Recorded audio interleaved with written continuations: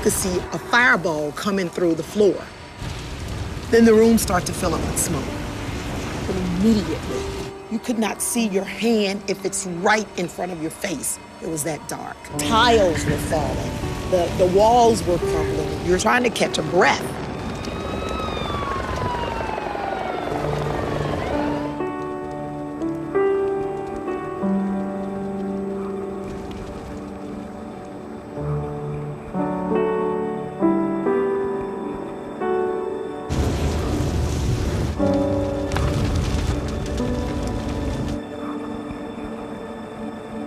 We can't get out of here. God, I'm gonna die. God, take care of my girls.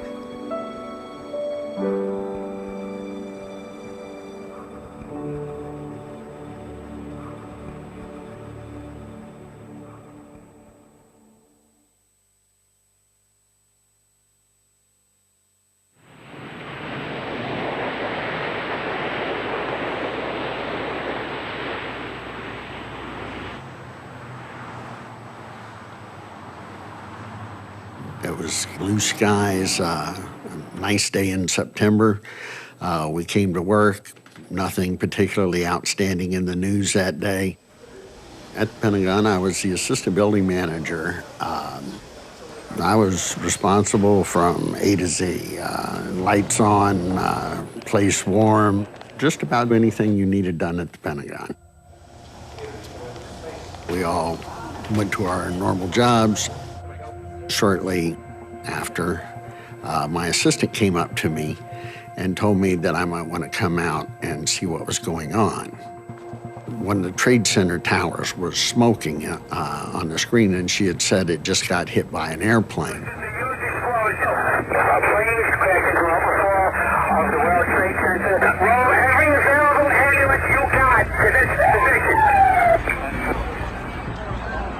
This is my third tour of duty in the Pentagon. When I was a Navy captain, and I was the special assistant to the Vice Chief of Naval Operations, who was the #2 Admiral in the Navy.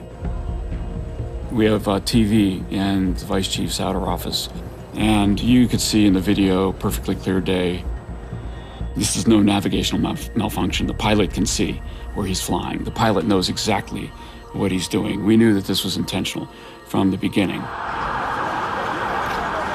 Can you see God about 4,000 feet, about 5 east of the airport right now? Looks like he's... Yeah, I see him. Did you see God? Look, is he descending for the building also? He's descending really quick too, yeah.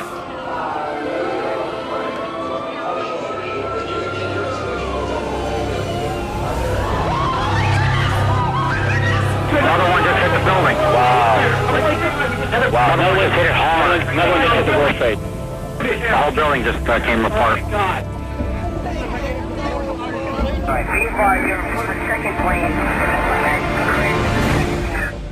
I worked at the Boston Air Route Traffic Control Center. I was a military liaison, and after the second impact by United 175, then things got really confusing, chaotic. United Airlines Center, where they're working on right now. Two planes? He was in Whiskey 105. We have an unconfirmed report of second airplane just booked for World Trade Center. The feeling of losing control to a controller is like those times just before you fall asleep and you feel like you're falling and then you catch yourself, and it's kind of scary for a half a second. Well, I felt that for about 2 hours. It's escalating big time. And we need to get the military involved with this. Well, what's going on? Just get me somebody who has the authority to get military in the air now. All right. I believe it was close to 4,000 aircraft that were in the sky already. We had to coordinate each one individually, and after the two impacts, any aircraft that made any uncharacteristic action at that time was going to be perceived that it could possibly be a hijack. American 77, Indy. American 77, American Indy radio check. How do you read? American 77 was departed Dulles for Los Angeles, and somewhere along the way in Indianapolis Center's airspace, the hijackers turned off its transponder so you could no longer see the aircraft with our radar. Turned the aircraft around, headed back to the East Coast. And we're also lost American 77. Okay, 77 there. They lost radar with him, they lost contact with him, they lost everything, and they don't have any idea where he is or what happened.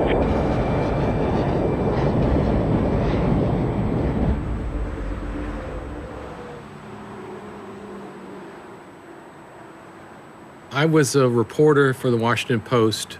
My assignment was covering the Pentagon as an installation, a large military installation in the Washington region. We've just been attacked in an active war. This is the military's command center.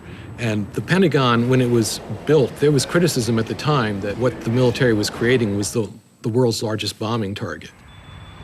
You can't really get a grasp for how big the Pentagon is until you see it from the air. The Pentagon, in a way, is 5 separate buildings that are built next to each other. It's these 5 wedges. You also have 5 rings that divide it up further. By any measure, it's the biggest office building in the world. A building with 17 miles of corridors, a 35-acre roof, a building where 20,000 people would go to work every morning. Always chilly in the building. I always have my sweater. The military gives you a black sweater to wear. Told my office mate, Marion, I'll see you. I went off to the meeting that was not far from our cubicle, and Marion stayed in the office, continuing to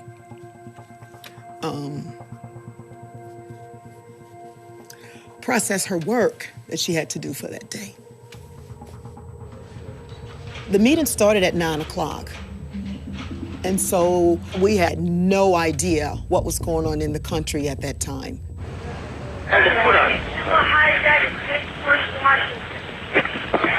Give me a location. 46 are airborne now. That's the ones we take. 3rd aircraft hijack heading towards Washington. And we get a report that a large aircraft is 6 miles south of the White House. So right away, I'm like, this needs to go to Northeast Air Defense Command. They need to know. Latest report, aircraft VFR 6 miles southeast of the White House. 6 miles southeast of the White House. Yep, east. Foxy, I got an aircraft 6 miles east of the White House. You just played it. We got a call from the Navy Command Center. I picked it up. It was the duty watch captain, Jerry DeConto. And Jerry and I had been fellow physics majors at the academy. And he was a good friend. And Jerry said, a plane has been hijacked out of Dulles Airport. That's all we know. And so we got it, keep us informed. My office was on the E ring, the outermost portion of the Pentagon, the part with windows so you can actually look out. And I realized the White House is very difficult to see from the air. It's not all that big of a building. The Washington Monument, symbolic, but silly. Capitol building would be symbolic, but there aren't a lot of people in the Capitol building. And then I just kind of thought out loud and I said, it's coming here. It's gonna hit us. I had received an email from security that advised me there was no change in the security posture and we would be remaining the same at this time, but they would get a hold of me if there was a change. And so we wait for a report from the command center, anything, no, nothing. Then I say to my boss, I'm gonna go down there. And my boss says, stay put, let them work. They'll call when they have something. And so I didn't go. We were conducting our meeting and it got to my turn to pass information out. I went back to my desk and sat down. Suddenly, you hear a sound. It was my turn to speak. That's when you heard a loud noise. And the sound grows in intensity, and you recognize, that's an airliner. And it keeps getting louder and louder, and you say, is this really happening? This is not the way my life is supposed to go. Is this how it ends for me?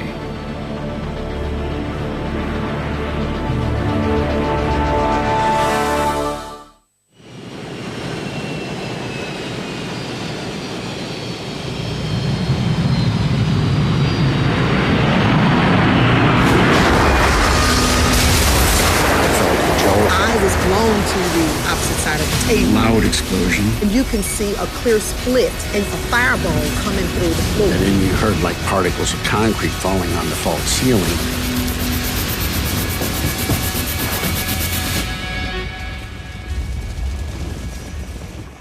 And then you realize, I'm alive.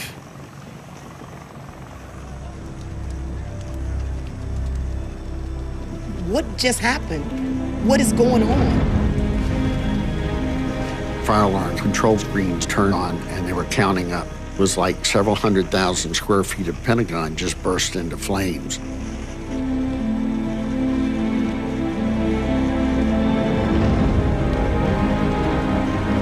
The hall outside our office starts to fill not with smoke, but with dust falling from the ceiling. And as I stepped out of the command center, you could see drywall dust rolling down the hallway. It looked like a fog coming in. The side of my face, down my arm, and on my back were burned. But I didn't know that. It was just time to get out of the building. Then the room started to fill up with smoke. You could not see your hand if it's right in front of your face. It was that dark. We have to get out of here. The closest door that was to me was burning, flaming hot.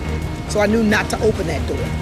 I knew windows were on the C ring on the second floor. And that's the way I started to crawl. We're running down the E ring, and the smoke's getting thicker and thicker to the point where we're having trouble seeing. And then suddenly, the building was missing. There was just a big hole there where there was just a building not a minute ago. I mean, this is the military's command center. You have a building that needs to swing into action to start dealing with this new war. As a reporter, your instinct is to go to the scene. And as I got closer, there was this enormous black plume. In the middle of this beautiful blue sky morning in Washington, you had this ugly plume of black smoke. From where I was standing, you could see these Navy personnel who had come to help pull people out of the damaged area, which was the Navy Command Center. You could see the water between ankle and half-calf deep. It wasn't occurring to me, it was jet fuel. The plane struck the building right at about a 40-degree angle. The wings pretty much disintegrated upon impact, but the fuselage blew open a hole in the wall, in the limestone facade of the Pentagon, and the rest of the aircraft followed in and continued all the way through the E ring, the D ring, the C ring. I left the building through what's called the mall entrance, and the first thing you could see obviously is smoke and flame. And as I get closer and closer, I see bits and pieces of something littering the grass, the field. And the first thing that was recognizable was a big piece of the fuselage. It was white with a big red A on it, American Airlines. And then I came around the outbuilding, and then it was like a dream sequence, because there before me were some either dead or gravely injured people laying on the ground.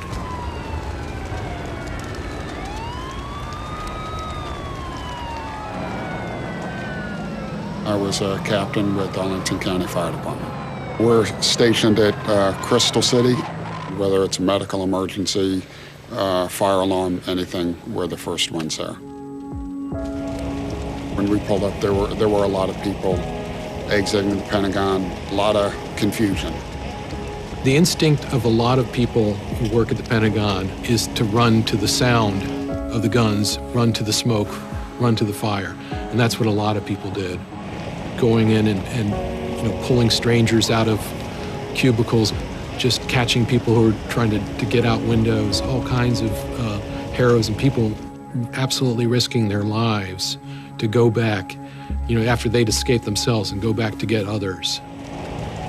We realized, to use Navy language, our shipmates are in there. We need to go in. Fire department says you can't go in. You're not qualified, you're not outfitted. It was a very emotionally charged atmosphere, but they were eager to try and tell us hey, this is where this person is, this is how you get here. So then we started drawing diagrams for them. Okay, I'd like you to go check the Navy Command Center. Jerry was in there. There's another good friend, Pat Dunn. And you have no idea whether they're still alive or they're dead.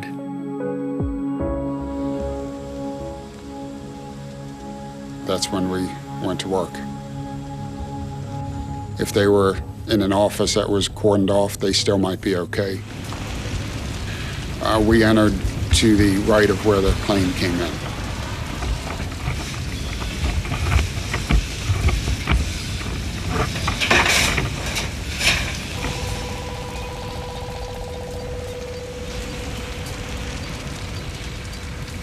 As I crawled out, I could feel like something was pulling me. I'm just yelling out, "Who is that? Stay with me, hold on to me."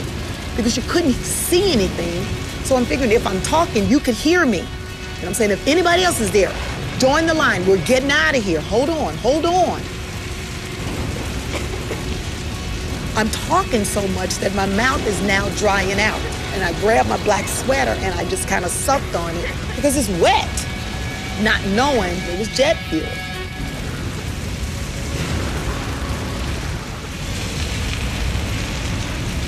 When we were crawling down the corridor, conditions started deteriorating. The smoke started pushing out a little more forcefully. The temperature started to rise, and there was more cracking and popping going on, and there's very, very limited visibility. We were probably about 12, 15 feet away from the door we needed to get to. And then all of a sudden, a very loud noise.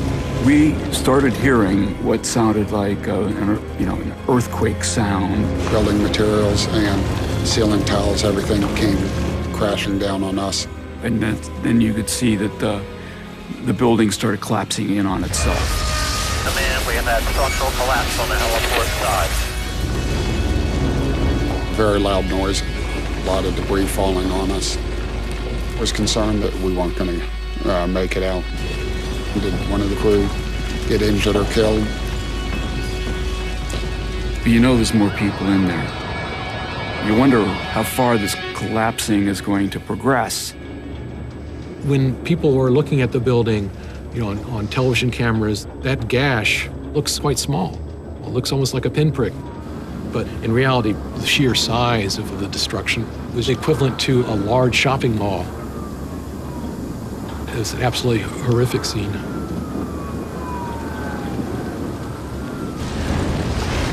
We were kind of scattered. We got back together. And it's emotions are up and down. You find out that no, everybody's okay. That's a good feeling. Okay, we're good. We made it through this. The people were still in there, and you're trying to save somebody and you're not able to save them. That sticks with you. Primary goal of a recon team is to find victims that are trapped, that can't get out by themselves. Our mission is to find them and assist the rescue team in removing them safely from the building. When they're going into the building, I have to help assess what's going on with the structure. Is it safe to go into this particular area? And try to help them find the safest way to do their job. As we arrived, we could see the street lights that had been hit by the plane on its way in. So this is the first visions that we see of the Pentagon. I was feeling anxious about what I'm going to do, what I was going to be asked to do, because I didn't know if I was ready. I had no field experience whatsoever, and it looked like it was a very intense situation.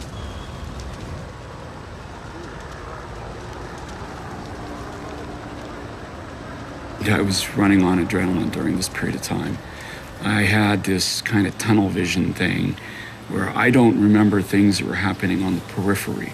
I only remember exactly what I was staring at, like I was looking through a soda straw.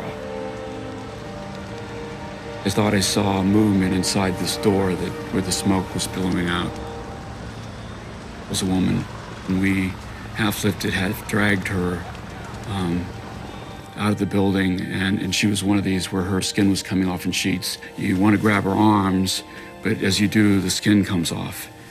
And so then you think, oh, I gotta let go, but wait, no, we gotta get her out. What do I do? So you just do the best you can, grab clothes, grab whatever you can. So I'm leaning over this woman, and she seems to be struggling. And she says, am I gonna die? And I said, no. What's your name? And she said, my name is Antoinette. And I said, you're not gonna die, Antoinette. We got a helicopter coming. We're gonna put you on it. And so we carried her up to the helicopter and put her in, and I yelled at her, I'll see you in the hospital. And actually it turned out I'd never got to see her in the hospital. She died before I was able to visit her.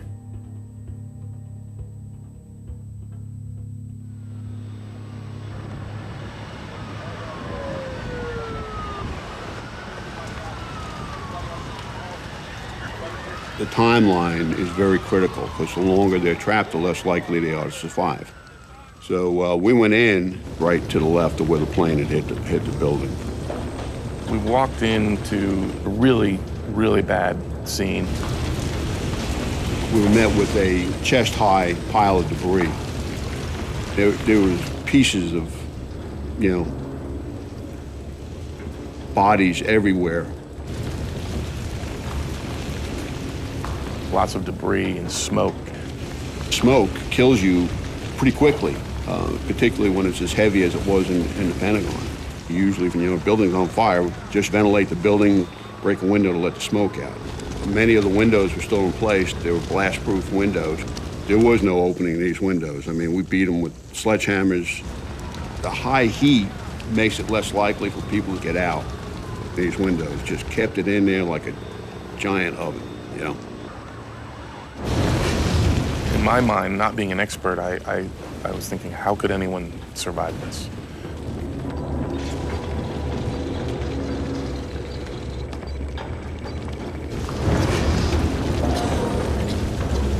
We continued to crawl. We knew we had to leave to get out of there. And as we continued to crawl, the one lady was just ready to give up. And when she said she could not make it anymore, it's like, oh yeah, you're going. I am not telling your children I left you. Get on my back. I'm gonna carry you out of here if I have to. It seemed like we crawled forever to get to this window. I had no light to see anything. What led me to that window, I knew it was in that direction, and there was the smallest little pinhole of a light. And I just kept crawling straight to that window. And once we got to the window, we just started kicking it and beating on that window. I came down the corridor. I looked up to the next floor level, and there was 2 or 3 people in the window, and a person was banging on the window when it would not even crack or give way. And this young soldier, I will never forget him. There was a printer not far from us at this window, and he threw the printer at this window, and it just bounced right back in my lap. The Pentagon had been newly renovated, and the renovations had included blast-resistant windows. These blast-resistant windows have saved lives and protected a lot of people inside the building, but they're also preventing a lot of people inside the building from getting out. I started blaming myself. I brought these people to a window and we can't get out of here. And I'm like, God, I'm gonna die. God, take care of my girls. I knew that they're trapped, they can't get out. So I decided I would try and find another way up there. There was a stairway there close. It was so hot that the paint was blistering on the wall, and the steps were burning my feet through my shoes. And I did not get to those people in the window. And the guy threw the printer again. The frame popped opened just a bit, and the smoke just barreled out of that room. And we were beating on the the window frame. And the window finally opened. And down below, the people, they looked up and they saw all of the smoke, and they were like, jump, jump, jump. I just knew there were more people. And I told my colonel, sir, there are people in here, we can't go. My colonel said, this is an order. You get out of this window right now. That was the first order I wanted to disobey, but I knew I had to. And the guys were down there, and I crawled down them. They carried me to a triage, and that's as far as I remember. I am told the rest of the story. Sorry.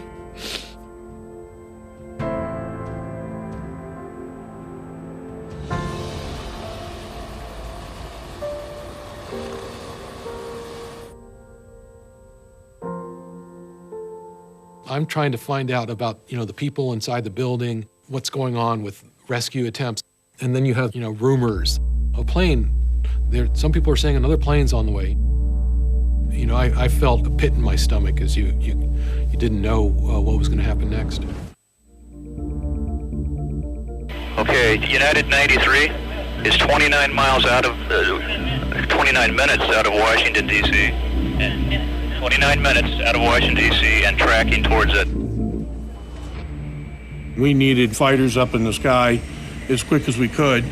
They were basically just the two F-15s at Otis and the two F-16s at Langley that were available. But you just can't call up and say, hey, I need some of your planes. The protocols on 9/11 were designed for a different purpose. It was done through the FAA channels, back down through the Pentagon, through NORAD, and back to the military, so they could prepare for probably an act of war. But an act of war where enemies were attacking from outside the boundary. They weren't designed for an internal strike. They just didn't work under these conditions because nobody was prepared for what happened on 9/11. So we were trying to get them off the ground as fast as we could. And there's still a lot of confusion going on during all this time period. There is a report of black smoke in the last position I gave you, 15 miles south of Johnstown. From the airplane or from the ground? They're speculating it's from the aircraft. Okay, It hit the ground.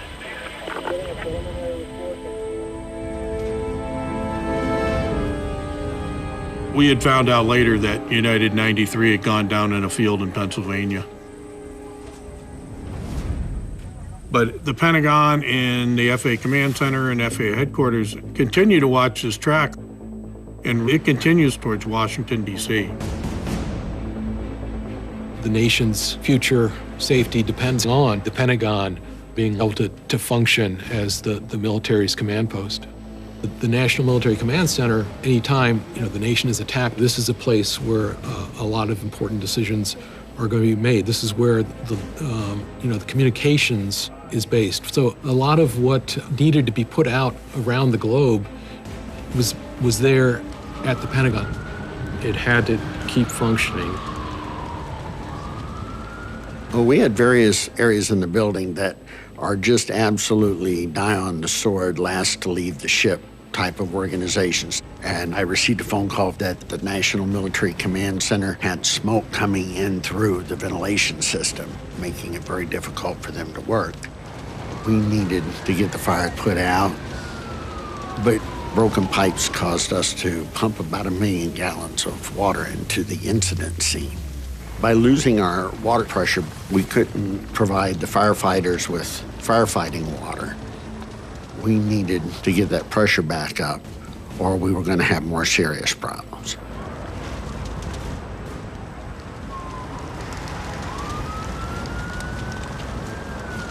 Fighting a jet fuel fire is completely different than fighting an office building fire. The jet fuel burns a lot hotter than your normal combustible material, and it was everywhere.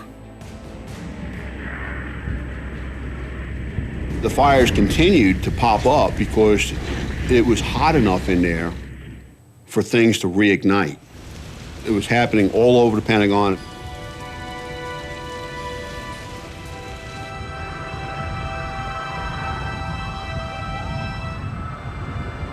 guys were looking for survivors. We call out and say, hey, Fairfax County Fire, anybody here? Hoping that, you know, if somebody had locked themselves in the office or were trapped underneath the debris, and we would stop, listen. 99 out of 100 times, you don't hear anything. The internal damage was much more significant than what you see from the street.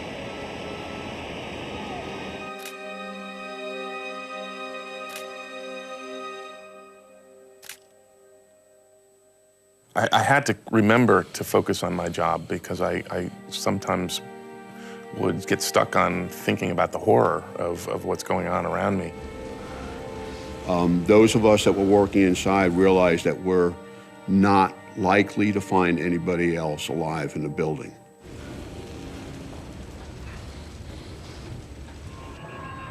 There were all kinds of speculation from the start in the number of casualties. At first, people were saying, well, it could be dozens, and then we'd hear hundreds, and then some people were saying thousands, and that, of course, was completely chilling.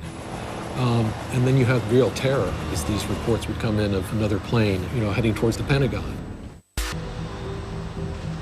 Security runs out with radios, and they said, there's another plane coming in.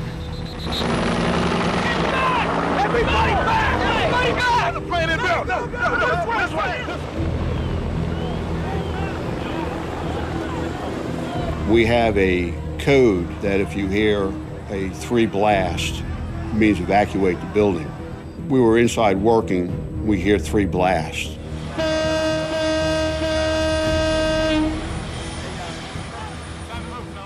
Based on the Twin Towers, a second plane into the Pentagon made sense. And we got to get these people out of here, you know. And so we stuffed these ambulances with as many people as we could fit in them.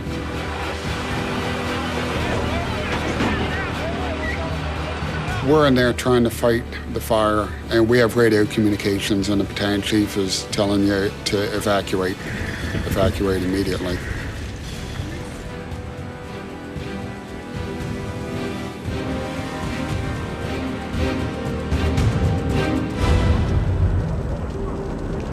It was a cascading, one seemingly bad thing after another after another. We were advised by security over our radios that we had 3 additional airplanes inbound with an ETA of about 20 minutes to impact at the Pentagon. You still had fire threatening the National Military Command Center. That's why the Arlington Fire Chief wanted to evacuate. But you know, they were essentially refusing to leave. There was also fire on the roof that was threatening the antenna complex, in which a lot of these communications were based.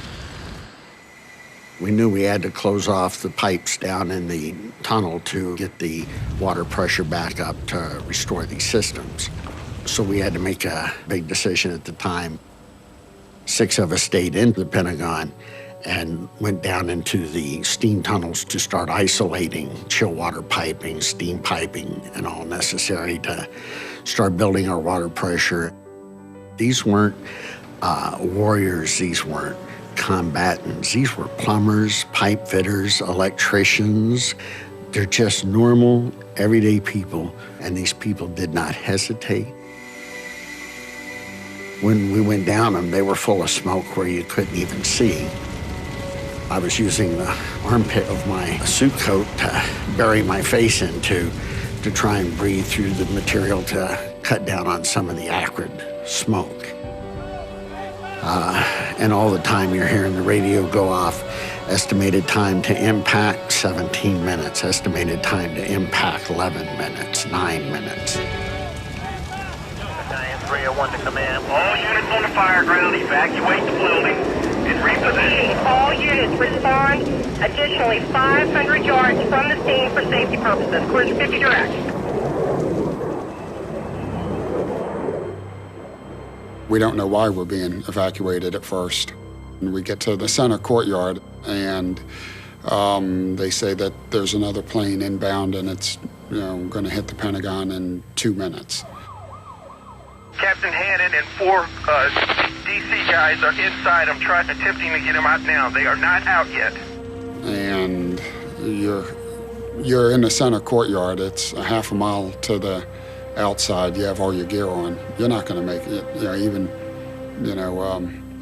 an incredible athlete's not going to be able to make it out that quickly. So we came out of the tunnel and went back up into the center courtyard.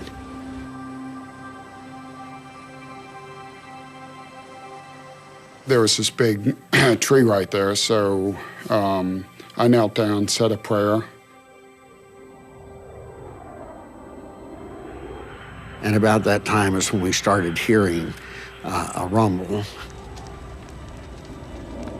Remember feeling a lot of comfort because as I looked left and right, there were a lot of other people on their knees. And it was coming louder and louder, and I remember just every hair on my body standing up on end.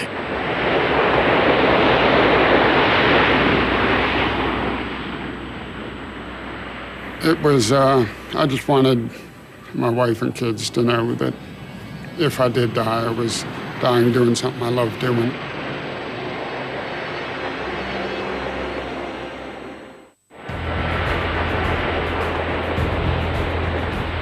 You couldn't tell what direction it was coming from, and it just kept getting louder and louder.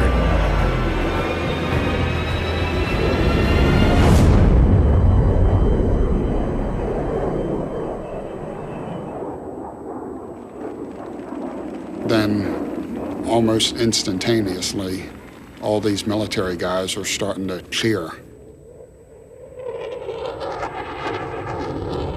And it was a fighter. And, okay, I'm pretty confident they didn't hijack any fighters. So I think we're going to be okay.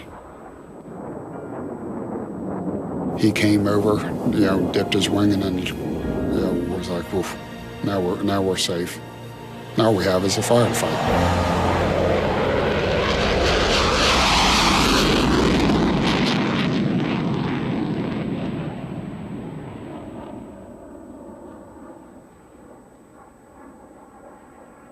One of the tracking systems that we use is a general overview of the air traffic system. However, what it's showing is not live traffic. It's showing traffic based on history. If an airplane crashed, or if an aircraft had impacted the ground, the system would continue to show that aircraft on its last route of flight. So they're trying to put fighters to go up and intercept it. They're launching for a ghost. The aircraft doesn't exist.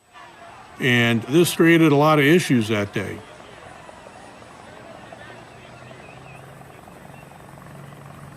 There was still fire up on the roof. We were told to find an access, get up there. We stood at the peak and we looked out over the devastation and couldn't believe we were actually seeing the Pentagon in this condition. Somebody's, decimated this fortress.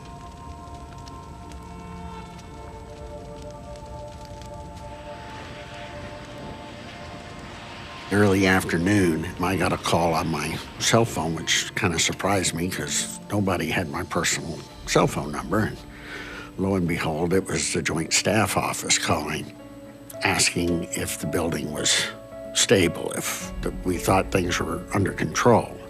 Of course, we're still burning, but as far as systems, we felt we had stabilized things pretty good.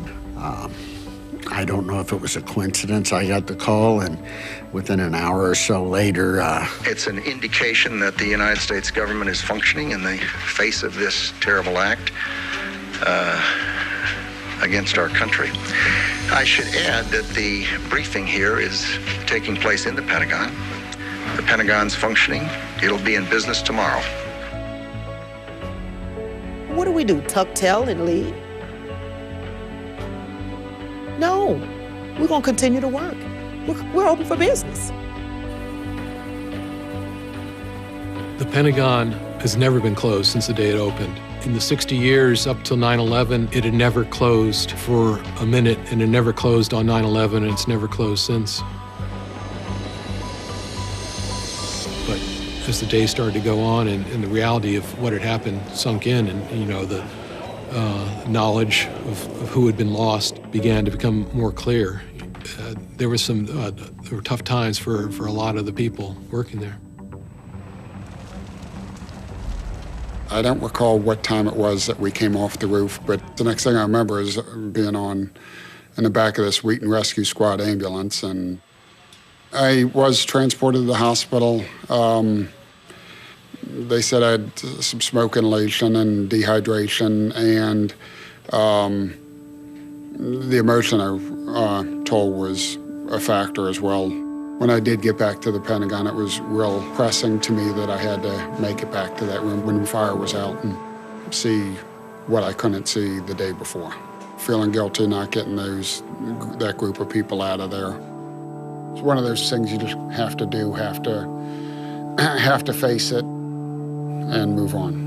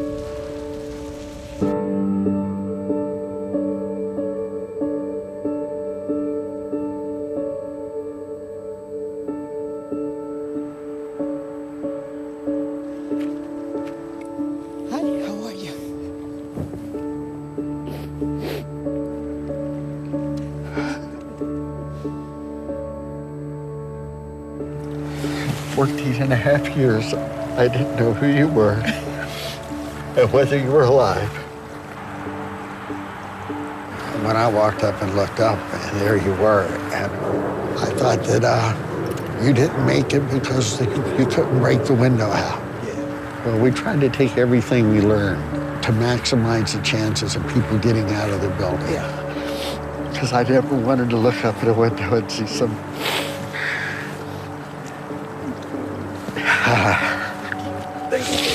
Thank you.